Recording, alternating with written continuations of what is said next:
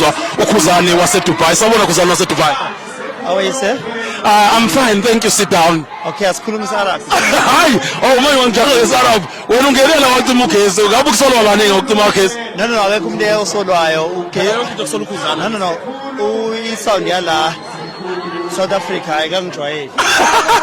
Igcwalisa spring picnic Olohheight. Okay. Ezobe seThekwini eKings Park. Ama-ticket ahamba kanjani? Adayisa njengamanje, adayisa uThaphuthaphu ngoba iyala ka-150 asephelile.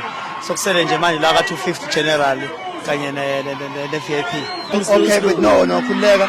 Abantu abalindele. Ngizomemezela nje i-date maduzane ukuthi ngizorelease nini.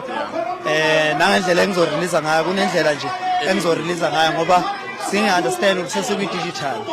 So i-digital ayikwazi ukufana ne-machine ne-physical.